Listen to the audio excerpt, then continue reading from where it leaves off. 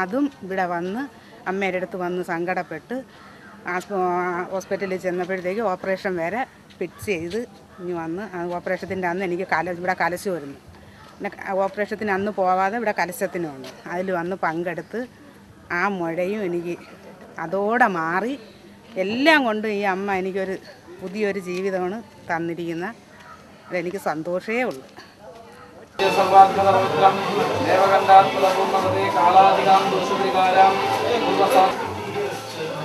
മഹാപ്രദാധികപൂർണ്ണം ഈശ്വരചൈതന്യപരമാധികം പവിത്രം കാര്യസാധ്യസ്യ പൂർണ്ണം ശ്രീപദായകപൂർണ്ണം പവിത്ര കർമ്മയോഗം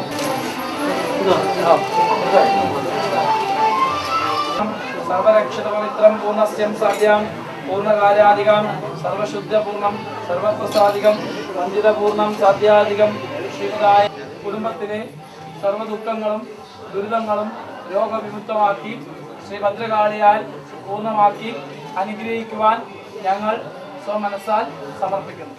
സമർപ്പണം പൂർണ്ണം ഈശ്വര ചൈതന്യം ഉഗ്രപ്രസാദം വഞ്ചിതപൂർണ്ണം മഹാപ്രാപ്തസ്യം പൂർവകണ്ഠേ പൂർവസ്യാം ശ്രീപദായകാം പൂർണ്ണപ്രസാദികം മഹാഭാഗ്യപൂർണ്ണം അമൃതസ്യം സർവപൂർണ്ണം സത്യം സർവപൂർണ്ണസ്യ പവിത്രം വേദകണ്ഠസ്യ പൂർണ്ണം മഹാഭാഗ്യം ഈശ്വര ചൈതന്യം ഉഗ്രപ്രസാദവന്ദിതം സാധ്യാധികം സർവപ്രസാദികം ആദാധികപൂർണ്ണം ആവാഹനം ശുഭമംഗളപൂർണ്ണസ്യ സർവം സർവസ്യ പൂർണ്ണപദം മഹാഭാഗ്യപൂർണ്ണം വേദപൂർണ്ണം മഹാഭാഗ്യപൂർണ്ണം ഈശ്വര ചൈതന്യ പത്മപൂർണ്ണം പവിത്രസ്യം പൂർവസ്യാം ശ്രീപദേ നമ മഹാശക്തി സർവപൂർണ്ണം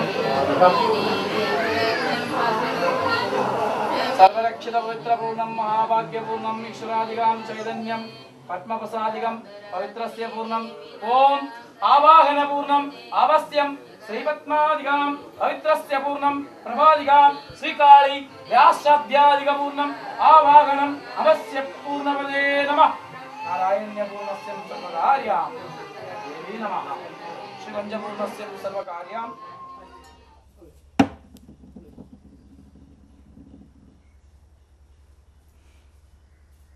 ശംഖുലക്ഷണം എന്ന് പറയുന്നത് ശംഖ് കറക്കി തെക്ക് വടക്ക് പടിഞ്ഞാറ് കിഴക്ക് എന്ന ശാസ്ത്രവിധി പ്രാപ്തങ്ങളെ പറയുവാനും ഐശ്വര്യവും സമൃദ്ധിയുമായ കാര്യങ്ങൾ നോക്കാൻ ശംഖ് കറക്കിയാണ് പറയുന്നത്. ഓരോ ദശയ്ക്കനുസരിച്ചാണ് ഇവിടെ പരിഹാരം പറയുന്നത്.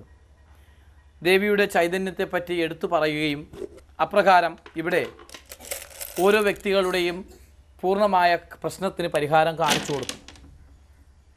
ഒരു സംഖ്യ പറയും ആ സംഖ്യപ്രകാരം ചിങ്ങം കന്നി തുലാം വൃശ്ചികം ധനു മകരം കുംഭം മീനം മേടം ഇടവം ഇങ്ങനെ പലവിധ പ്രാബ്ധങ്ങളെയും പൂർവസ്ഥിതം ചെയ്തുകൊണ്ട് 12 രാശികളിൽ പൂർണ്ണമാകുന്ന പ്രശ്നസ്ഥിതിയാണ് നമ്മളിവിടെ പറഞ്ഞ് പൂർണ്ണമാക്കുന്നത്.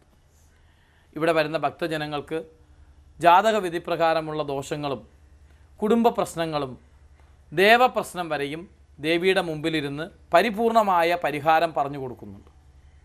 എന്നിൽ അറിയുന്ന എന്നെ മനസ്സിലാക്കുന്ന ഞാനെന്ന ഭാവമില്ലാതെ സകലർക്കും നന്മ ചെയ്യണമെന്നുള്ള ഒറ്റ ഉദ്ദേശത്തോടെ ഈ ക്ഷേത്രത്തിൻ്റെ മുമ്പിലിരുന്ന് സർവശക്തിയായ അമ്മയുടെ മുമ്പിലിരുന്ന് പരിപൂർണമായ കാര്യങ്ങൾ എല്ലാ ഭക്തജനങ്ങൾക്കും പറഞ്ഞു കൊടുക്കുന്നു.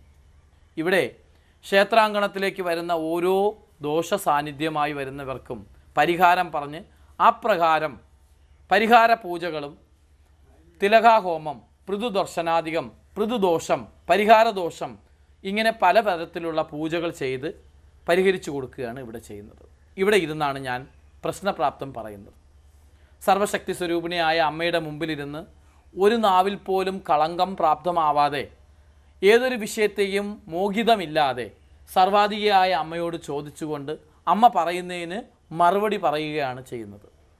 ഇവിടെ ഏതൊരു വ്യക്തി വന്നാലും ഞാനെന്ന ഭാവമില്ലാതെ അവർക്ക് നന്മയുടെ നിമിത്തം ചെയ്യണമെന്നാണ് ഈ ക്ഷേത്രത്തിൻ്റെ ഐതിഹ്യത്തിൽ പറഞ്ഞിട്ടുള്ളത്.